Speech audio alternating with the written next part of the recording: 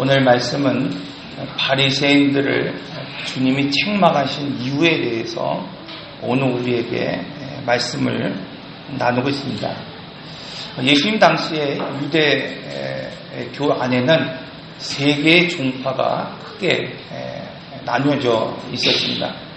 그 중에 대표적인 종파가 하나가 에세네파, 즉 수도원적인 삶을 살아가면서 엄격한 규율 그리고 폐쇄적인 공간에서 자기의 신앙과 믿음을 지키며 살았던 그런 부류의 사람들이 있습니다. 그런 대표적인 공동체가 쿰란 공동체와 같이 그들이 살고 있는 어떤 마을과 삶의 터전을 다 놓아버리고 그들만의 공동체를 만들어 살아가는 그런 에세네파가 있었습니다. 두 번째는 우리가 잘 알고 있는 사두개파. 그들은 제사장들을 중심으로 있었고 또 로마의 권력과 결탁해서 이런 핍박받는 또 고난의 현장 가운데에서도 가장 막강한 권력을 누리며 지배층으로 군림했던 그런 부류의 사람들이었습니다. 그리고 마지막으로 바리새인파, 율법사들을 중심으로 형성된 종파로서 가장 작지만 율법을 해석하고 그 율법을 소화하고 지키며 살아갔던 그러한 종파가 바로 바리새인파입니다. 그런데 지금 오늘 본문에 보면 예수님께서 이 바리새파 중에 한 사람의 집에 지금 점심 식사를 초대받으셔서 그곳에 가셨다고 말씀하고 있습니다. 그런데 그곳에서 지금 정결예법으로 논쟁이 시작되었습니다. 앞서서 말씀드린 것처럼 이 바리새파, 그들은 율법을 중심으로 해서 그것을 지키고 수호하는데 정말 생명을 바칠 만큼 노력하고 열정이 있었던 사람들이었습니다. 그들은 손을 씻지 않고는 음식을 먹는 것, 그것은 마치 배설물을 먹는 것처럼 부끄러운 일이고 더러운 것으로 여길 만큼 정결예식을 지키며 살았습니다. 그들은 시장을 다녀오거나 혹은 외부를 나가왔을 때 반드시 목욕부터 했던 사람들이었습니다. 잔과 주갈과 녹그릇을 부지런히 씻었고 특히 음식을 먹기 전에 손 씻는 그 법칙은 매우 까다롭다라고 기록하고 있습니다. 우스갯소리로 이런 얘기가 있어요.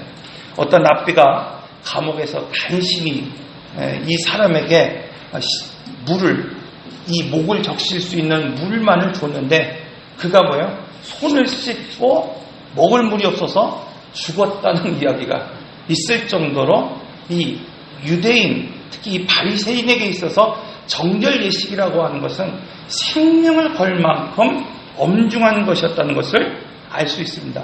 그런데 오늘 본문은 예수님께서 손을 씻지 않고 식탁에 앉으셨을 뿐만 아니라 손을 씻지 않고 식사하셨습니다. 그래서 오늘 본문에 보면은 이 바리새인, 그들이 뭐라고 생각하고 있습니까? 이상히 여겼다, 이렇게 말하고 있습니다. 사랑하는 성도 여러분, 지금 바리새인들이 이상히 여길 만큼 행동하신 이유가 무엇일까요? 예수님이 지금 유대의 정결예법, 그 예식을 전혀 알지 못하는 무지한 가운데에서 여러분 그냥 그 예법을 모르는 상태에서 음식을 먹은 것일까요? 아니면 유대인들이 지키고 있는, 그냥 너희는 뱀과 같고 독사 같은 그런 사람이라고 그들을 부정하기 때문에 그들이 지키고 있는 율법마저도 무시한 채 이미 알고 있었지만 그것을 지키지 않는 것일까? 그렇지 않습니다. 예수님은 누구보다도 유대인의 정결의 예법에 대해서 분명히 잘 알고 계셨습니다. 그럼에도 불구하고 지금 그렇게 하신 이유는 다른 데 있는 것이 아니라 지금 그들의 위선에 대해서 지금 책망하기 위해서 이렇게 하셨습니다. 그래서 오늘 본문을 보면 이 바리새인들이 가진 위선을 지금 책망하고 계십니다. 이것을 통해서 오늘 우리는 그냥 크게 세 가지로 오늘 그 위선을 어떻게 책망하시는지 오늘 우리가 말씀을 통해서 한번 나누려 합니다. 첫째로 지금 믿음의 사람은 어디에 관심을 둬야 되느냐? 여러분, 하나님께 관심을 두는 사람이어야 한다, 이렇게 말씀하고 있습니다. 그들이 오늘 말씀처럼 아무리 하나님 앞에 드리는 11조를 드리고 율법을 지키고 헌신했을지는 모르지만 하나님과의 근본적인 관계가 끊어져 버렸다고 한다면 그건 바로 책망받을 일이라 이렇게 말하고 있어요. 정통 유대인들 그들은 반드시 땅에서 난 7가지의 열매, 이 곡식들을 하나님 앞에 올려드려야 됐습니다. 밀과 보리, 포도, 무화과, 석류, 감람, 꿀 이것들을 반드시 하나님 앞에 올려드릴 수 있어야만 했습니다. 모든 과목의 첫 익은 그 열매의 5분의 1을 하나님 앞에 먼저 올려드리던 사람, 그 사람들이 바로 바리새인들이었습니다. 땅에서 나는 모든 먹을 수 있는 것들의 10의 1조를 드렸던 사람들, 그렇게 거룩하게 구별됐던 사람들이 누군가 바리새인이었습니다. 그런데 왜 주님은 그것을 칭찬하지 않고 책망하셨을까? 여러분 왜 그러셨을까요? 그들은 하나님께 11조를 넘치게 드리면 그것이 신앙을 잘 하는 것이라고 여기며 살았습니다. 그래서 그들이 정말 밀과 포도와 이 무화과 석류와 또 오늘 말씀하고 있는 박화 여러 가지 예물들을 하나님 앞에 올려드리면 그것이 단지 그들이 신앙생활을 잘 하는 것이라고 여기며 살았습니다. 그런데 문제는 뭔가 하면 그들이 아무리 그러한 모든 것을 하나님 앞에 올려드린다 하더라도 하나님과의 관계가 무너지고 깨어지면 그것은 소용없는 것임을 알지 못했다는 겁니다. 이것이 바로 바리새인들의 착각이었습니다. 하나님께서는 그것보다도 하나님께 대한 사랑, 그 공의, 그것이 오늘 함께하기를 오늘 우리로 하여금 바라고 있습니다. 즉 바리새인들은 재물에 관심이 있었고 물질에 관심이 있었지만 하나님은 오늘 우리의 삶에 관심이 있다 이렇게 말씀하고 있습니다. 바리새인들 그들은 11조를 드리는 것에 열심이었지만 그들의 삶의 주인이신 하나님과 영적인 교제를 나누지 못했기 때문에 책망받고 있습니다.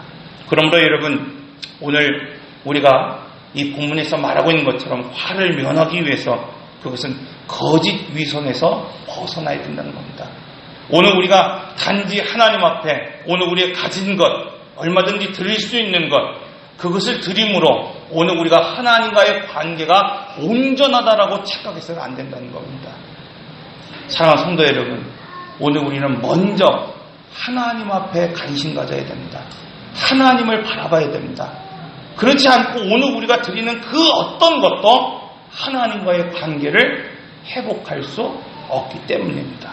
두 번째로 오늘 그들은 걸맞는 명예 이상의 것들을 원할 때 화가 있을 것이라고 오늘 주님이 말씀하고 있습니다. 바리새인들 그들은 높은 자리에서 앉아있기를 좋아했습니다. 시장에서 많은 사람들 앞에 문안받는 것을 좋아했습니다. 이것들은 그들에게 명예였고 자부심이었습니다. 왜냐하면 그들은 다른 사람보다 엄격한 삶을 살고 있었기 때문이에요. 여러분 오늘 우리가 바리새인과 같이 엄격함으로 예배하고 엄격함으로 신앙생활하지 못합니다. 그렇기 때문에 그들은 그것을 통해서 무엇인가를 보상받기를 원하고 있었습니다. 사실 사람들은 누구나 이러한 보상을 받기를 원하고 있습니다. 오늘 우리는 우리의 삶의 모습을 통해서 누군가 성공받았다고 하는, 성공하며 살았다고 하는 자부심을 가지고 살 수 있어야 됩니다. 오늘 우리는 우리의 삶이 정말 다른 이에게 존경받을 수 있는 삶을 살아갈 수 있어야 됩니다. 지금 주님은 이것을 부인하는 것이 아닙니다. 오늘 우리는 목사로서 여러분 성도로부터 존경받을 수 있는 삶을 살아갈 수 있어야 됩니다. 여러분 이것을 부인해서는 안 됩니다. 오늘 우리는 성도로서 소금과 빛의 역할을 감당하면서 세상에 어떤 사람이 보더라도 정말 저 사람은 그리스도인이라고 하는 존경과 존중을 받을 수 있는 성도로 살아갈 수 있어야 됩니다. 그런데 예수님께서 바리새인들에게 지금 화가 있다 이렇게 책망하시는 이유가 무엇입니까? 그것은 이 정도의 명예욕으로 끝나는 것이 아니라는 겁니다. 그들은 그들에게 걸맞는 명예가 아니라 그 이상의 대접을 지금 원하고 있기 때문입니다. 즉 하나밖에 없는데 10개를 가진 자처럼 보이기 위해서 힘썼다는 겁니다. 실제 나는 하나밖에 없습니다. 그런데 세상 사람들에게 내가 보이기 위해서 10개인 것처럼 행동하며 살았다는 겁니다. 하나밖에 아는 것이 없습니다. 그럼에도 불구하고 10개를 아는 것처럼 행동했기 때문입니다. 사랑하는 성도 여러분, 오늘 이러한 모습들, 이런 외식적인 모습들, 그건 바로 2000년 전에 그 바리새인들에게만 있었던 모습입니까? 바로 저와 여러분의 모습임을 오늘 우리는 이 말씀을 통해서 깨달을 수 있어야 됩니다. 오늘 우리는 죄와 허물 가운데 죽을 수밖에 없었고, 아니 죽었던 자였습니다. 그런데 과거 오늘 우리가 예수 그리스도 밖에 있을 때 오늘 우리는 지옥에 던져져 영원히 고통당할 수밖에 없는 그 죄인이었고 그 죽음 자체였습니다. 그런데 어떻게 오늘 우리가 구원받았습니까? 이것은 바로 전적인 하나님의 은혜, 주님의 피로 오늘 우리를 속량하셨습니다. 우리가 힘이 있어서, 오늘 우리가 돈이 있어서, 오늘 우리가 어떤 그 값을 치를 수 있는 능력이 있어서 오늘 우리가 속량한 것이 아니라 오직 하나님의 능력 안에서 그분의 보혈의 피로 죄와 허물로 죽은 오늘 우리를 바로 속량하셨다고 말씀하고 있습니다. 그런데 오늘 우리는 언제인가 모르지만 오늘 우리는 자신의 행위로 의롭게 된 것처럼 착각하며 살아갈 때가 분명히 있습니다. 여러분, 오늘 우리가 내 힘으로, 내 실력으로, 내 능력으로 무엇인가를 세운 것 같고 무엇인가를 쌓은 것 같을 때 여러분, 이것은 바로 오늘 이 바리새인들의 모습이라는 것을 분명히 알 수 있어야 됩니다. 그러므로 믿음의 사람은 바로 이것을 더욱 주의하여 겸손하게 주님 앞에 서 있을 수 있어야 됩니다. 마지막으로 오늘 본문은 스스로의 신화를 만들어서 수많은 사람들을 부정하게 만들 때 화가 있다는 거예요. 우리가 디모데전서에서 그런 말씀을 드렸잖아요. 바로 허탄한 신화를 멀리해라. 단지 허탄한 신화라고 하는 것은 세상에 만들어진 어떤 신화를 멀리하라는 것이 아닙니다. 당시 로마의 어떤 신화, 우상들, 그런 여러 가지 신화에 대한 어떤 그런 이야기들을, 그 환상을 여러분 멀리하라는 것이 아닙니다. 나를 위한 신화를 쌓지 말라는 겁니다. 오늘날 수많은 사람들이 자기를 위한 신화를 쌓을 때가 얼마나 많이 있습니까? 아까 말씀드린 것처럼 나는 하나밖에 없음에도 불구하고 마치 열이 있는 것처럼, 많이 있는 것처럼 오늘 우리가 생각하며 나의 이야기를, 나의 스토리를 만들어내며 살아가는 사람들이 얼마나 있습니까? 오늘 본문 44절의 말씀을 보면 화 있을진저 너희여 너희는 평토장한 무덤과 같아서 그 위에 밟느니 알지 못하느니라, 이렇게 말씀하고 있어요. 제가 어렸을 때 저희 선산에 간 적이 있습니다. 예산, 그쪽에 가면, 충남 예산에 가면 저희 이제 선산이 있는데, 거기 가면은 이렇게 옛 조상들 이렇게 묘가 이렇게 쭉 이렇게 그 순서별로 이렇게 다 놓여 있죠. 그 길을 이렇게 가다가 보니까 한 해는, 첫 해는 잘 모르겠는데 두 번째, 세 번째 가다 보니까 그 선산 밑자락에 이렇게 봉봉이 자꾸 올라오는 거예요. 그러니까 첫 해에 갔을 때는 아무것도 없었던 그곳이 두 번째 가니까 봉봉이 조금 올라와 있어요. 그래서 이게 비석도 없고 이런 봉봉도 높지 않기 때문에 그냥 무슨 흙더미인가 생각하고 몇 해를 가봤습니다. 근데 한 3년, 4년쯤 되니까 이게 완전히 무덤처럼 봉봉은 아니어도 이렇게 봉봉이 올라온 거예요. 그때 저희 그 문중에 어르신 한 분이 그런 얘기를 하는 거예요. 여기다 누가 가묘를 쌌다는 거예요. 가묘를 쌌다는 거예요. 왜 그러냐고 물어봤어요. 그랬더니 그분이 하는 말이 뭐냐면 이 자리가 좋으니까 거기다가 몰래 가묘를 쏟는다는 거예요. 그럼 오늘 우리는 잘 모르죠. 그게 묘인지 가묘인지 언덕인지 무엇인지 모르죠. 그래서 오늘 우리가 어렸을 때는 그것을 뭐합니까? 밟기도 하고 뛰어놀기도 하고 그것을 지나갈 때 다 그렇게 하죠. 지금 여기서 말하고 있는 평토장한 무덤은 바로 이런 무덤이라는 거예요. 유대의 민족 가운데 이렇게 동굴에다가 무덤을 쌓는 것도 있지만은 이 평토장한 우리처럼 이렇게 무덤을 이렇게 쌓는 것이 아니라 평평한 그런 무덤을 쌓는 곳이 있었다는 겁니다. 그래서 그들은 아비벌, 즉 새 첫날 15일 날 그들은 늘 거기에다가 비석을 만들든지 아니면 나무를 세워서 거기에 뭐합니까? 해를 칠해서 그것이 무덤임을 밝히는 겁니다. 왜 밝히겠습니까? 여러분, 유대인에게 있어서 죽은 자 혹은 이 무덤에 있는 이것들을 만지는 것 그 자체가 무엇이 되기 때문입니까? 부정함이 되기 때문입니다.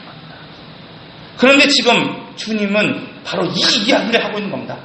너희는 살아있는 것 같지만, 너희는 거룩하다고 말하지만, 너희 스스로는 구별된 삶을 살았다고 말하고 있지만, 너희는 뭐냐?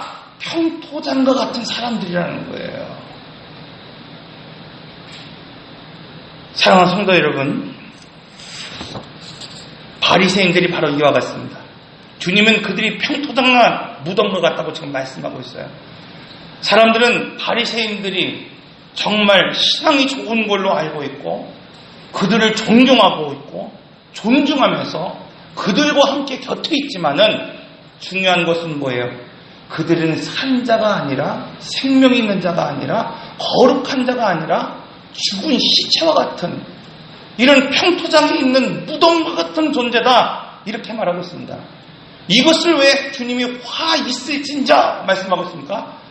그들이 무덤을 만졌을 때 무덤을 만진 사람들이 부정하게 되듯이 스스로가 본인들은 거룩하다고 생각하고 있지만 죽은 자, 무덤과 같은 그 존재이기 때문에 그들과 함께 어울리는 모든 사람들이 오히려 부정하게 되기 때문입니다. 이처럼 신앙의 모범을 보여야 할 사람들이 겉으로 여러분 이 시간 존경받고 겉으로는 깨끗해 보이지만 정작 죽은 신앙을 오늘 우리가 가지고 살아갈 때 오늘 우리는 세상을 변화시킬 수 없습니다. 사랑하는 성도 여러분, 왜 교회가 세상을 변화시키지 못합니까? 오늘 우리 성도들이 왜 세상을 변화시키지 못합니까? 그것은 주님이 오늘 우리에게 하신 말씀과 동일하기 때문입니다. 오늘 우리의 신앙이 살아있는 것 같아요. 믿음이 있는 것 같아요. 그러나 본문의 말씀처럼 오늘 우리의 신앙이 평토장과 같이 죽은 신앙이 될 때, 생명이 없는 신앙이 될 때 오늘 우리는 오히려 세상을 망치고 부정하게 만드는 오늘 우리 존재일 수밖에 없다고 말씀하고 있습니다. 말씀을 마칩니다. 오늘 우리는 믿음으로 구원을 받았기 때문에 여러분 믿음으로 살아갈 수 있어야 됩니다. 믿음이 없는데 믿음이 있는 것처럼 오늘 우리는 보여서는 안 됩니다.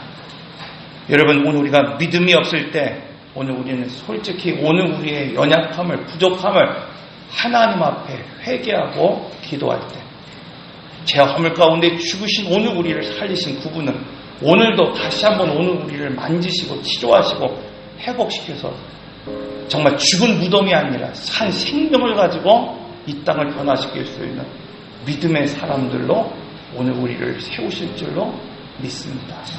기도하겠습니다. 인내하신 구세 주여 내 말 들으사